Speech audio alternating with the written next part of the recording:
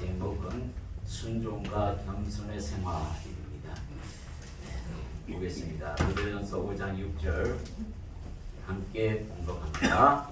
그러므로 하나님의 인하신 손 아래서 겸손하라. 때가 되면 너를 높이시리라. 아멘.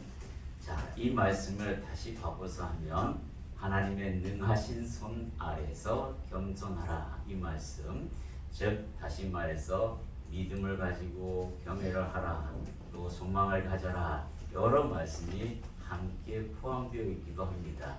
근데 가장 어울리는 말은 순종하라 라는 말로 바꿀 수 있습니다.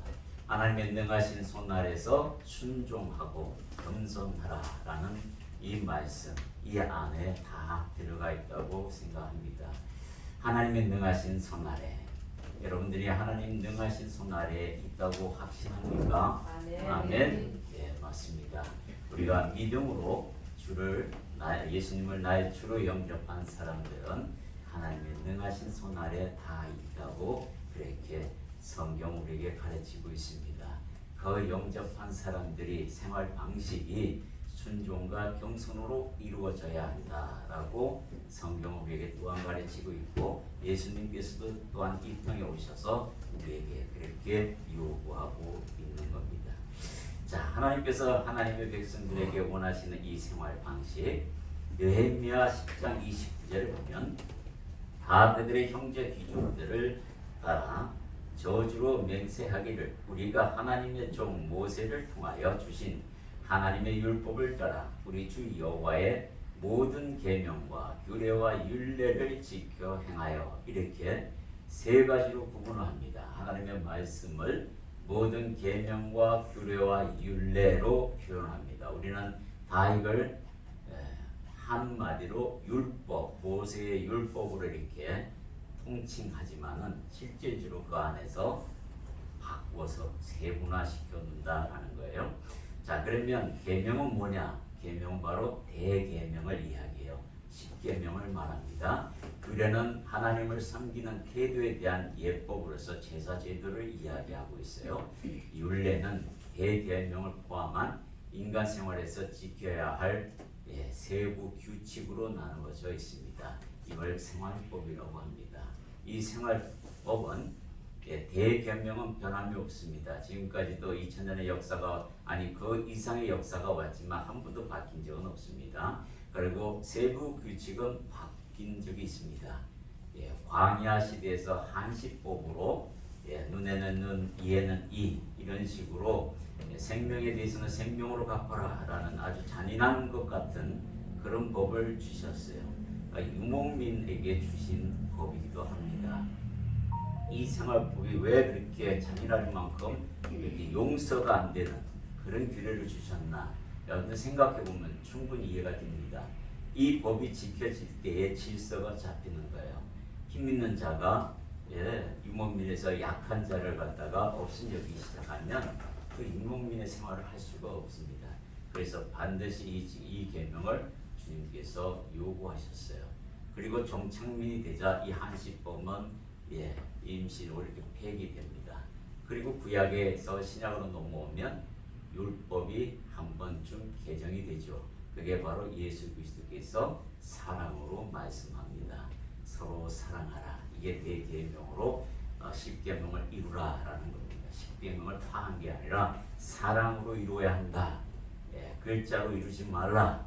그러면 힘들다, 이룰 수도 없다. 이 이야기를 말씀하고 있어요. 사랑으로 계명을 실천하라. 이렇게 말씀하고 가르치는 겁니다. 여기서 규례는 태도를 보는 겁니다. 여러분의 삶의 태도를 하나님께서 보시는데 교만으로 하느냐, 겸손으로 하느냐를 구별해서 보시겠다라는 겁니다. 하나님 앞에서 규례를 지킨다는 것은 여러분들이 여기에 지금 예배드리고 왔습니다. 그죠? 예배드리는 마음, 태도, 시간, 정성 모든 것을 보겠다라는 겁니다. 정말 너가 하나님을 섬기는 데 있어서 하나님을 하나님으로 섬기느냐? 라고 묻는다면 네 태도를 보겠다라고 이야기하는 겁니다. 이게 바로 규례입니다. 그래서 규례와 율례 안에는 순종과 겸손이 함께 공존하는 겁니다. 따로따로 있을 수가 없는 거예요. 그래서 겸손한 자는 순종하게 되고 순종하는 자는 겸손한 태도로 순종하게 된다는 것을 함께 짝으로 이루어간다는 겁니다. 먼저 순종의 의미를 한번 살펴보도록 하겠습니다.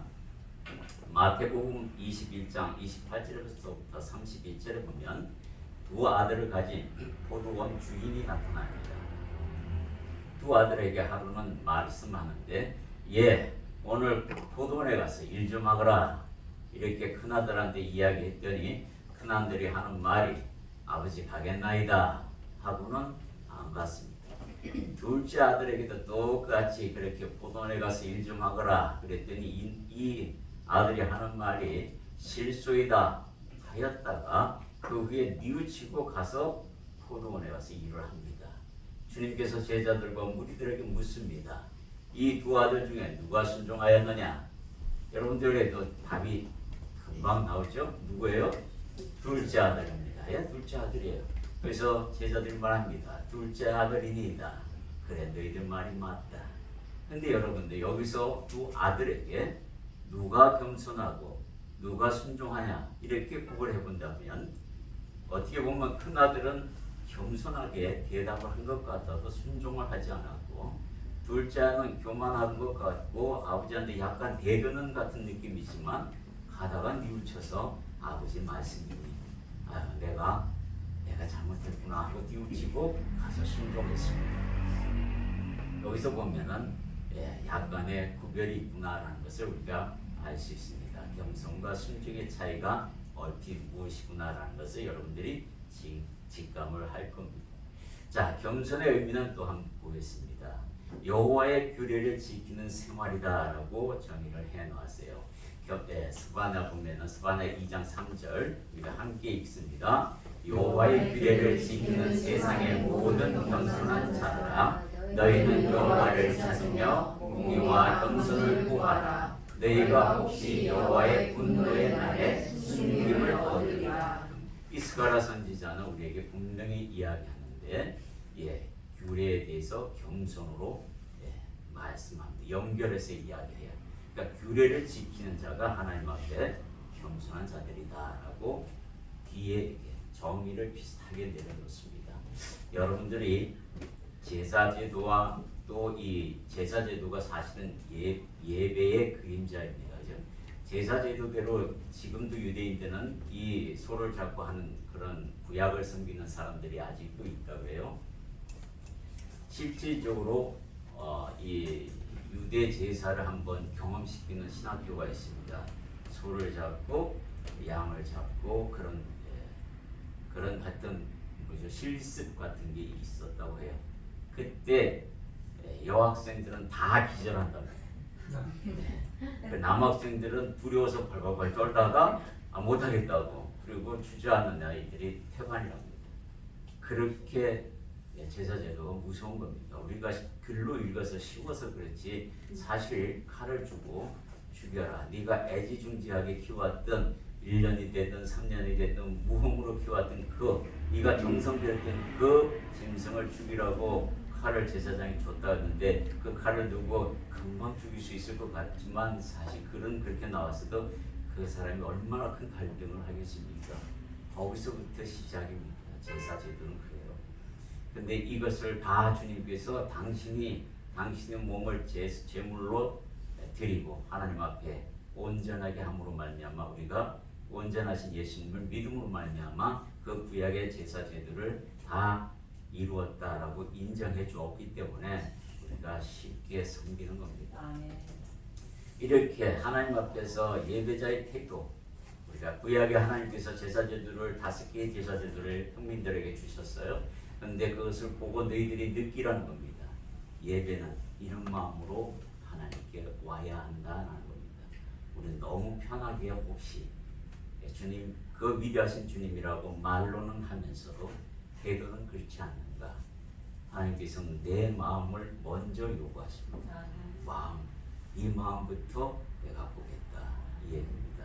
왜냐하면 그 마음이 곧 태도로 나타나기 때문에 그렇습니다. 그렇게 하나님께서는 우리에게 겸손을 요구합니다. 자, 겸손은 순종과 함께가는 단짝으로 이룬다. 오늘 본문에서 베드로전서 5장 6절에 그러므로 하나님의 능하신 손 아래에서 겸손하라. 그러므로 하나님의 능하신 손 아래에서 순종하라. 이렇게 함께 단짝을 이룰 만큼 서로 구분해 줄 수는 없다라는 겁니다. 그래서 참 믿음은 순종과 겸손이 함께 간다라고 가르치고 있는 겁니다.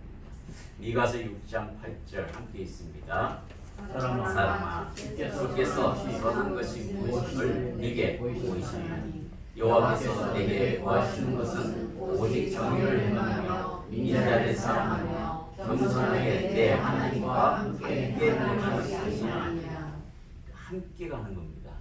하나님과 함께하기 위해서는요, 하나님이 주신 율법을 순종해야 되지만 하나님 앞에서 예배자로서 또한 겸손한 태도도 잊지 말아라.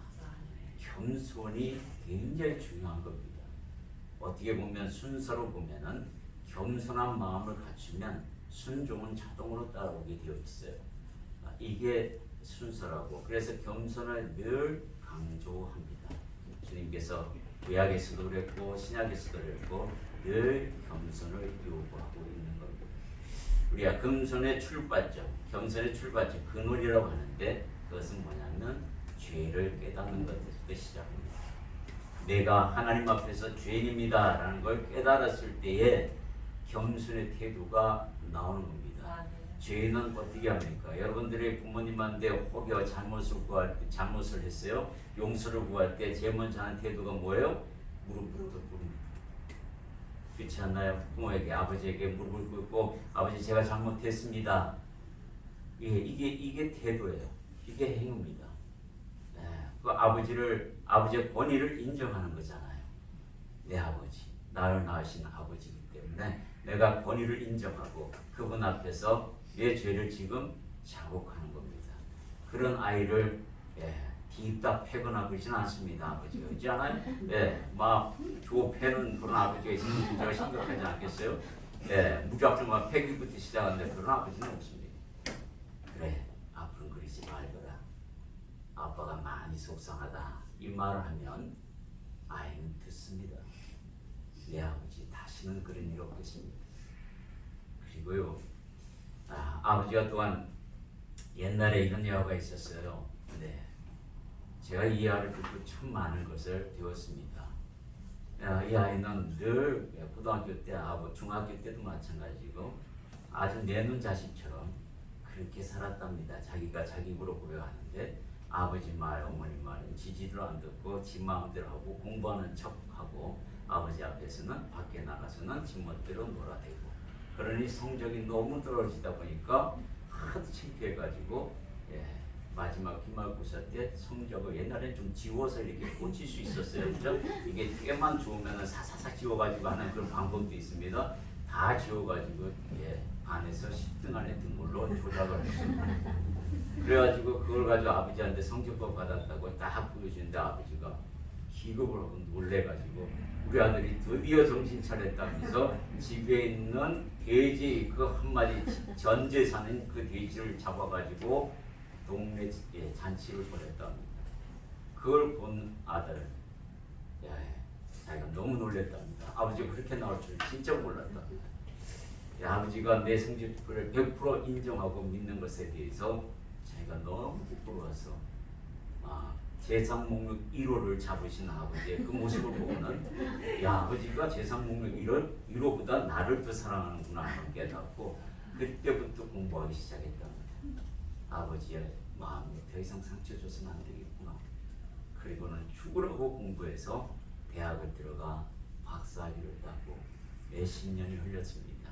근데 그때 아버지 그 성적표를 수정해가지고 아버지한테 보여줬던 그 죄책감이 늘 떠나지 않는 거예요. 아버지가 아프셨어요. 그래서 문병 갑니다. 문안인사 갑니다. 가서 아버지한테 이야기합니다. 아버지, 제가 실은 고등학교 때 제 성적표 한참 잘 받아온 적 있죠? 안다 그랬더니 그러면서 하시는 말씀이 아버지 제가 그때 사실은요 됐다. 이 말은 무슨 말이에요? 예, 이미 알고 계시다는 거예요. 그런데도 잔치를 베풀었고 아들을 위해서 그 재산 공백 위로를 받아서 그렇게 잔치했던 그 아들에게 위로하고 격려했던 것을 손수 몸소 보여줬던 아버지. 자기는 아버지가 모르는 줄 알았더니 알고도 그 일을 했다는데 더 놀랬답니다. 아버지의 사랑은 이런 거구나. 거기서부터 아들이 아버지의 그 큰 사랑 때문에 바뀌었습니다. 그 아버지가 만약 이 아이가 고친 것을 작정하고 거짓말하면 안 된다고 파헤쳐가면서 그렇게 훈계했더라면 과연 이 아이는 어떻게 됐을까? 자기 입으로 얘기합니다. 아버지가 만약 그런 방법으로 나를 책망했다면 아마 더 깊이 다른 곳으로 갔을 겁니다. 아버지가 나를 너무 잘 아셨나 봅니다. 그러면서 그 얘기를 합니다. 그러므로 말미암아 그가 아버지의 권위에 머리 숙이게 되고 아버지 앞에 겸손하게 되었다라는 일화입니다. 하나님은 우리를 사랑하사 독생자를 주셔서 사망 권세에 허덕이는 우리의 모습을 보고 기침지는 것이 아니라 그래 죄값을 받으라 이놈들아 하는 것이 아니라 저들을 어떻게 구원할까 하시다가 삼위일체 하나님께서 회의를 하시고 그리고 주님께서 이 땅에 오게 되는 겁니다. 그런 사랑을 소유받았던 겁니다. 여러분들이 다 소유하고 있고 그 사랑을 여러분 것으로 만들라고 말합니다. 나는 너를 이렇게 사랑하는데 너는 나에 대하여 얼마나 아느냐라고 대묻고 계십니다. 자, 죄를 깨닫고 예수를 섬긴 여인이 한 분 있어요. 이분은 자기가 죄인이다라는 것을 깨달았을 때 제일 먼저 하는 행동이 뭐냐면 옥합. 자기가 평생 동안 번 그 향유 옥합을 깨뜨려서 예수님 발 아래 둡니다. 그리고 자기의 머리털로 예수님의 발을 씻어요. 여러분 상상해 보십시오. 여인이 예수님의 앉아 계시는 그 발에 입 맞춰가면서 그리고 그 입 맞추려면 어떻게 해요? 무릎을 꿇어야 됩니다. 머리를 낮춰야 돼요. 최대한 낮춰야 발에 발등에 입 맞출 수 있는 거예요. 이 행동은 뭐예요? 하나님을 인정하는 겁니다. 예수님을 하나님으로 인정했고 당신은 죄 사할 권리가 있으신 분이고 하나님의 아들 오신 것을 내가 믿습니다. 우리의 죄를 사시러 오신 분을 내가 믿습니다. 그 믿음이 있고 그랬기 때문에 자신의 죄를 깨닫고 그 죄를 용서받기 위하여 최선을 다하여 자신을 낮추는 이 여인의 모습. 그래서 예배의 원어가 바로 이 여인이 무릎을 꿇고 입 맞추는 행위에 빗대어서 이야기합니다. 이 입 맞추는 이 행위를 가지고 예배의 행위가 연결되어 있는 겁니다. 우리가 하나님 앞에 중전에 나섭니다. 늘 십자가 이렇게 앞에서 주님 앞에 예배를 드립니다. 입으로만 떠드는 예배가 아니고 입으로만 인정하는 예배가 아니라 내 마음을 진심으로 낮추고 하나님을 높이는 그게 바로 경배라는 겁니다. 그렇게 예배드리는 모습을 하나님이 기뻐 받으신다는 거예요. 이 태도를 우리가 모두 가지기를 소망합니다. 백부장의 믿음을 칭찬하셨습니다. 주님께서 이 백부장의 하인이 병이 났어요. 그래서 주님을 만나러 갑니다. 주님을 만났습니다. 내 한이 병들어 죽게 되었으니 고쳐 주옵소서. 그래 내가 너희 집에 가리라 하고 갑니다. 그때 백부장이 뭐라고 합니까? 아유, 주님께서 우리 집에 오는 걸 내가 감당하지 못하겠습니다. 너무너무 높으신 분이라 감히 우리 집에 누추한 곳에 오시는 것은 제가 감당하지 못하겠습니다. 여기서 말씀만 하옵소서. 그리하면 고쳐지리라 믿습니다. 저도 백부장으로서 하인에게 말하면 그들이 무슨 말을 하든 무슨 명령이든 다 받들어 이행하나이다. 주님도 그리하시면 됩니다. 주님께서 이 백부장의 고백을 듣고 굉장히 놀랍게 입했다고 10절에 나와 있습니다. 그리고 이 백부장의 믿음을 칭찬하십니다. 이스라엘에서 이만한 믿음을 내가 보지 못했다 하고 칭찬하시는 거예요. 이건 무슨 얘기냐면 영적 세계를 확실히 알고 있는 백부장의 모습을 보고 예수님께서 칭찬하신 거예요. 예수님께서 이 땅에 오신 이유가 무엇이고 어떤 신분으로 오셨다라는 것을 이 백부장이 알고 있었다라는 거예요. 그렇기 때문에 그런 말씀이 믿음의 고백이 나올 수가 있는 겁니다. 백부장의 믿음은 정말 예수님도 놀랍게 여기는 믿음이었습니다. 여러분들이 영의 세계가 어떤 세계인지를 아셔야 해요. 그러면 여러분들 믿음에 정말로 기름 붓는 역사가 납니다. 영의 세계, 하나님의 나라가 있다, 천국이 있다, 지옥이 있다, 이 단순한 논리조차도 잘 이해가 안 되는 믿음을 가지고 있는 분들이 많습니다. 그리스도인이라 하면서도 그냥 좋은 말씀 들으니까 들으러 왔습니다 하는 사람들이 참 많아요. 아니요, 좋은 말씀 듣는 거는 족불교에도 많아요. 그런데 가서 들어도 누가 뭐라고 하지 않습니다. 좋은 말씀 들으러 오는 게 아니라 내 생명을 살리기 위해서 오는 겁니다. 이게 바로 하나님께서 원하시는 예배자의 태도입니다. 이 백부장이 예수님께 놀랍게 인정받는 이유가 뭡니까? 영의 세계도 별반 없이 이 세계와 다름없이 다 그렇게 하나님의 명령 아래서 하나님의 종기 그리고 권위 그 아래에서 움직이는 거 아닙니까? 하는 말씀이고 고백입니다. 칭찬받는 백부장의 믿음을 우리가 배워야 되겠습니다. 하나님은 경외한다라는 의미는 무엇인가? 첫째는 하나님의 마음을 알아야 한다는 겁니다. 하나님의 마음을 알기 위해서는 어떻게 해야 되는지 보겠습니다. 첫 번째는 듣고 순종하는 것이다 라고 이야기합니다. 사무엘이 사울왕에게 이렇게 말씀합니다. 사무엘이 이르되 여호와께서 번제와 다른 제사를 그의 목소리를 청종하는 것을 좋아하신 같이 좋아하시겠나이까? 순종이 제사보다 낫고 듣는 것이 순양의 기름보다 나으니 들으라는 겁니다. 그래야 순종이 나오죠. 듣지 않고 지 마음대로 행하는 것을 보고 사무엘 선지자를 통해서 사울에게 이야기하고 있는 겁니다. 여러분들이 말씀을 듣고자 오늘 이 성전을 찾았습니다. 그렇죠? 말씀을 들을 때에 듣겠다라는 마음은 무슨 말이 연결되냐면 순종이 함께 해야 한다라는 겁니다.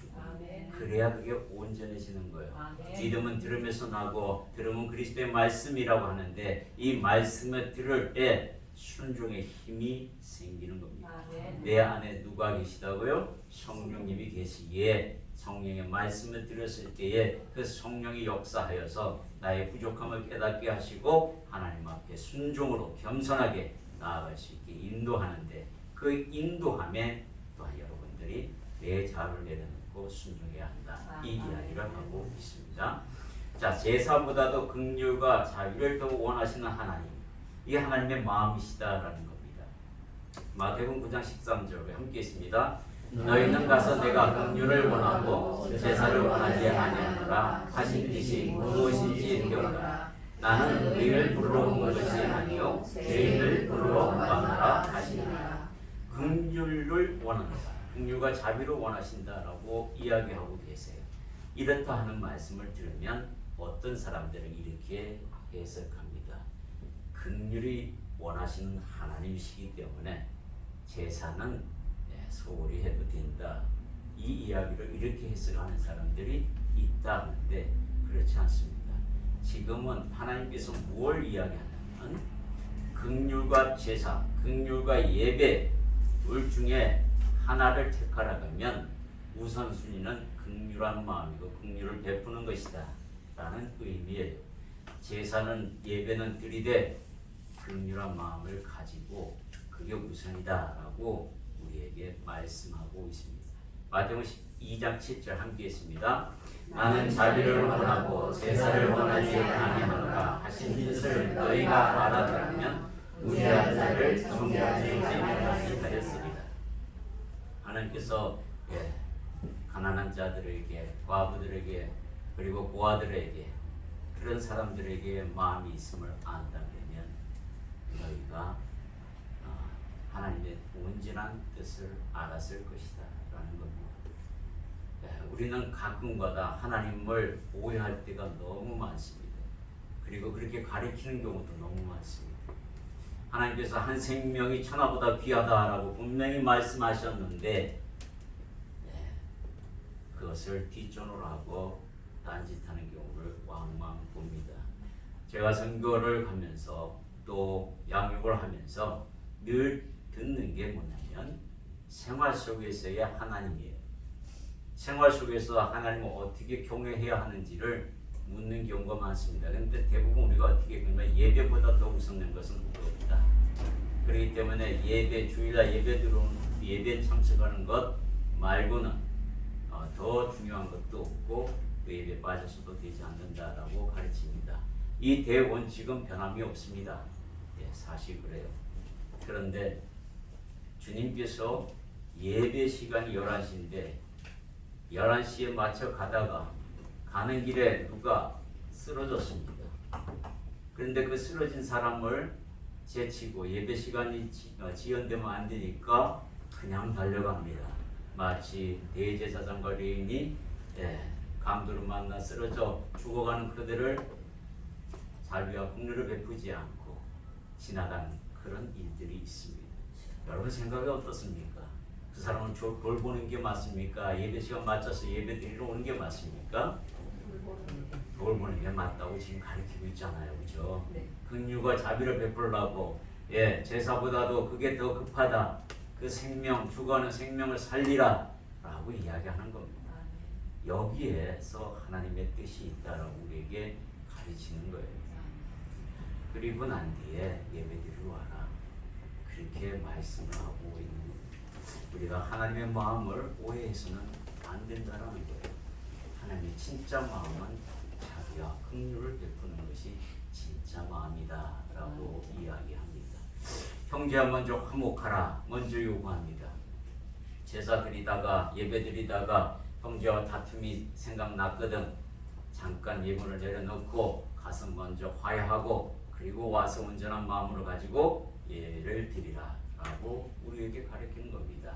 삶 속에서 어떻게 하나님께서 우리에게 요구하시는지 여러분들 이 예화만 봐도 하나님의 마음은 이런 것이 있구나 라는 것을 알게 됩니다.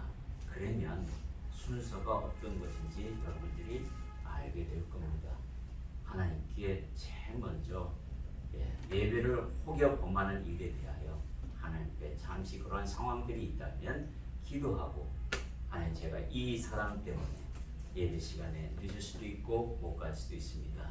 주님께서 가르침에 긍휼과 자비를 베풀라 하시오니 제가 그리하겠습니다 하는 그 고백하고 일하면 됩니다. 저는 그렇게 생각합니다. 여러분들 그렇게 하나님의 마음을 알아가는 여러분들이 되기를 소망합니다. 하나님의 임재는 겸손한 자의 생활 속에 있습니다. 겸손한 자의 생활 속에 하나님의 임재가 있다는 것을 기억하시기 바랍니다. 율례가 순종을 요구한다면 규례는 태도를 강조하고 있습니다. 겸손은 순종을 더욱 빛나게 합니다. 규례에는 하나님의 임재가 선행되거나 함께하게 된다는 사실입니다. 그래서 규례가 굉장히 중요하다. 하나님과 함께 동행하는 자로서의 그 예쁨. 하나님이 내 옆에 계십니다. 내가 어떻게 수행해야 되고 어떻게 모셔야 되고 어떻게 동행해야 되는지를 알아야 그 규례가 바르게 지켜지는 거예요. 그게 바로 겸손의 생활입니다. 겸손의 생활을 유지할 때 하나님의 동행을 맛보게 될 것입니다. 하나님은 분명히 우리에게 얘기합니다. 겸손하라. 여호와를 경외하라. 이 두 가지를 너희들이 할 때 자동으로 주어지는 보상이 있는데 그게 생명과 영광과 재물이라고 말씀하고 있는 겁니다. 겸손한 자에게 주시는 축복입니다. 이사야서 57장 15절 우리 함께 있습니다. 지극히 빛나며 영원히 거하시며 거룩하다 이루는 이가 이와 같이 말씀하시되 내가 높고 거룩한 곳에 있으며 또한 공평하고 마음이 겸손한 자와 함께 있나니 이는 겸손한 자의 영을 솟으시며 통행하는 자의 마음을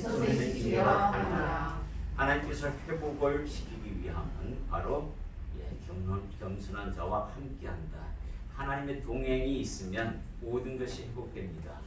이게 조건이에요. 우리가 행복한 삶을 위해서라도 하나님과 소통해야 되고 하나님과 함께 동행해야 된다라고 가르치고 있는 겁니다. 겸손을 버리고 교만을 취하여 버림당한 인물들이 있습니다. 예, 그 인물들을 한번 소개해드리겠습니다. 사울왕입니다.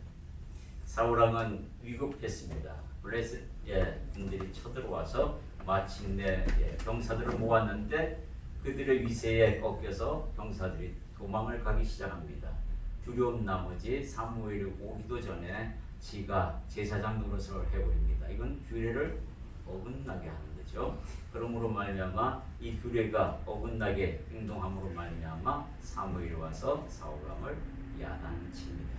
그리고 사울왕은 하나님의 말씀을 가벼이 여긴 그 죄로 말미암아 버림당하는 일이 벌어집니다. 우시아 왕도 규례를 범하여 나병 환자가 돼서 이 별관에 갇혀서 나병 환자로서 평생 동안 살다가 죽는 일이 벌어집니다. 제사장만이 향로에 불을 붙이고 하나님께 예배를 드리고 제사를 드려야 하는데 왕이 자기 본의를 앞세워서 제사장 무시하고 자기가 향로에 불을 올리는 이런 어리석은 일들을 하기 때문에 이것은 뭐예요? 겸손이 아니라 교만의 짓거리다라고 성경 우리에게 이야기하고 있어요. 이런 것들을 버려라 이야기를 하고 있습니다. 요아스 왕은 특히 더합니다. 이 요아스는 아달랴라는 이 여자가 처음으로 남유다의 여왕이 됩니다. 반역을 해서.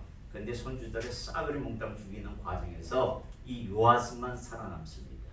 이 요아스가 6년 동안 여호와의 전에서 여호야다라는 대제사장 성 밑에서 수라에서 키움을 받습니다. 하나님에 대한 교육도 받죠. 그렇게 해가지고 계속해서 하나님께 왕이 되고 난 뒤에 순종합니다. 누가 살아있는 동안에 대제사장 여호야다가 살아있는 동안에만 순종하는 척합니다. 그러자 그가 죽었어요. 그러자 방백들이 와서 말합니다. 와가지고 장로들이 와서 구슬입니다. 그리고 하나님을 떠나고 우상을 숭배하고 이런 일이 벌어집니다. 그리고는 마침내 여호야다의 아들 스가랴를 죽여버리는 일까지 벌어집니다. 은혜로 원수로 갚는 요아스와 이도 버림당합니다. 하나님 앞에 버림당하는 신세가 되고 맙니다. 용두삼위의 생활 방식은 하나님께 버림받는 생활이다라는 거 기억하셔야 돼요. 그것이 우리에게 주는 교훈들이 많습니다. 교만을 버리고 겸손을 택한 사람들이 있습니다. 여러분들이 잘 알다시피 다윗 왕입니다. 다윗 왕은 늘 하나님께 여쭙는 신앙을 가지고 있었습니다. 그래서 항상 전쟁을 하든 뭘 하든 하나님 앞에 기도하고 여쭙고 대답 듣고 움직입니다. 이게 다윗 왕의 주특기예요. 그래서 다윗 왕은 하나님께 늘 합한 마음으로서 인정받고 살아갔던 존재입니다. 여호사밧 왕도 마찬가지입니다. 모압의 그런 암몬과 연합군들이 왔을 때에 그 기세에 눌려서 어찌할 바를 몰라합니다. 여호와 앞에 기도합니다.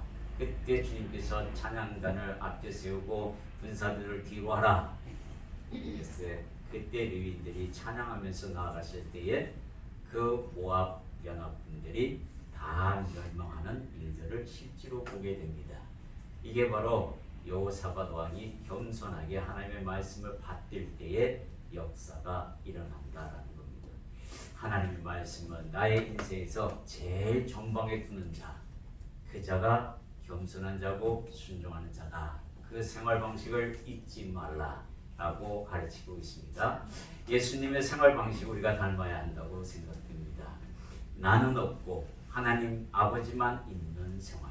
주님은 그것을 우리에게 요구하고 있습니다. 우리 마태복음 26장 39절 함께 있습니다. 조금 나아가사 얼굴을 땅에 대시고 엎드려 기도하여 이르시되 내 아버지여 만일 할만하시거든 이 잔을 내게서 지나가게 하옵소서. 그러나 나의 원대로 마시고 아버지의 원대로 하옵소서 하시고. 아버지의 원대로 하라는 겁니다. 나는 비록 이런 마음이 있다 하더라도 이 마음조차 하나님 마음에 없는 것이라면 이걸 접고 아버지 마음대로 내가 따르겠습니다 라는 이 예수님의 생활 방식. 주님은 33년의 생활을 마감할 때까지 단 한 번도 하나님을 떠난 삶이 없었습니다. 하나님과 동행하며 하나님과 함께하며 하나님의 뜻에 맞추려고 그렇게 생활을 했던 분입니다. 정말 우리가 주님을 닮아가는 생활 방식이 되어야 된다고 생각이 듭니다. 교회 공동체 안에서 겸손하자, 이게 마지막 말씀입니다. 여러분들, 공동체 안에서 자신을 낮추는 행위가 굉장히 중요합니다. 낮추지 않아서 생기는 트러블이 너무 많아요. 교회 공동체의 주인은 누굽니까? 예수님이세요. 이 예수님이라는 것을 알면 공동체 안에서 자기 목소리를 높일 수가 없는 겁니다. 겸손의 꽃은 그 상대방, 틀린 상대방, 자기 생각에 틀린 그 상대방도 하나님께서 모두 주님께 대하듯 대하라. 그러면요 자동으로 겸손하고 자기 낮출 수밖에 없는 겁니다. 당신이 나보다 낫습니다 라는 마음이 없기 때문에 투쟁하는 겁니다. 하나님께서는 우리에게 말씀합니다. 네가 대접받고자 하는 대로 그에게 대접하라. 이게 안 되니까 문제가 생기는 거 아니겠습니까?